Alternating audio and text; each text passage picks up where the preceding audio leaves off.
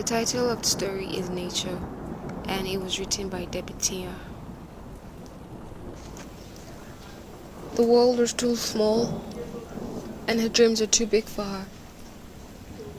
She found a medium to bridge these two, but not without a price. The road was long and hard, filled with trials and failures.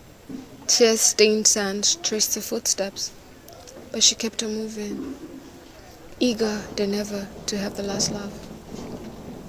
If she wasn't going to have everything she wanted, she was at least going to have something. Those were the thoughts she had as she went out that night, building campfire in the long deserted buildings. She wasn't scared of the dark, no.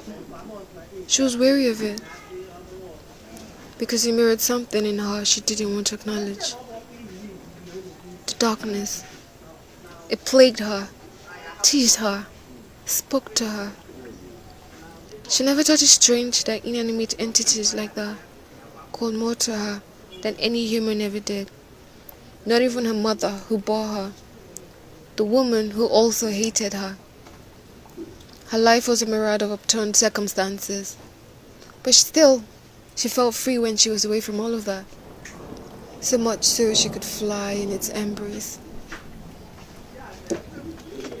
Life held its meaning for her. Death, however, was what appealed to her. Death isn't the absence of life, she figured. It was the aftermath. What did it feel like? Hopefully not as choking as life. Maybe with more darkness to cloud her vision and trailing lights to keep it at bay. What's it like to be non-existent? To live only in an illusion? Because that was what life after death really was. An illusion. Piling the little fakes she gathered from the roadside, she began building a fire, watching it catch and blowing at it to keep it burning. It stung her eyes, but they didn't water.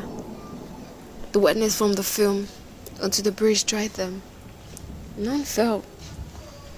The breeze caressed her skin, the smoke snailed her nostrils, and the darkness spoke to her.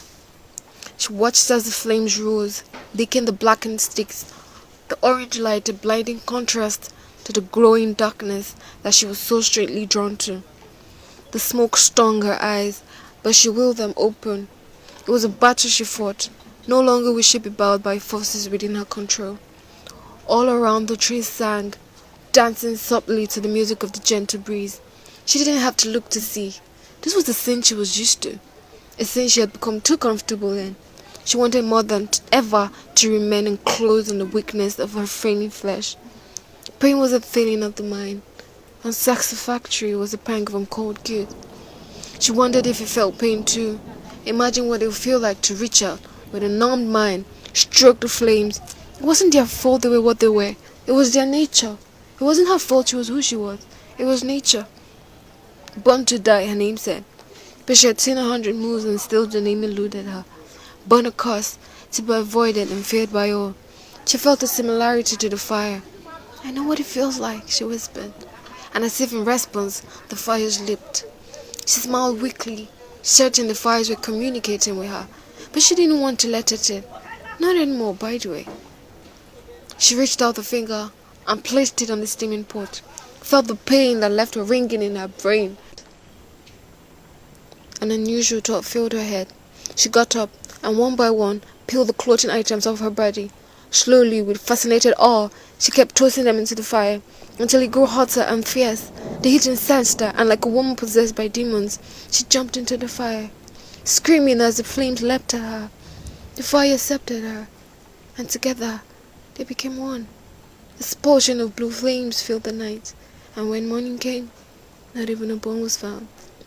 She had become smoke and disintegrated into thin air, back to the only thing who ever loved her.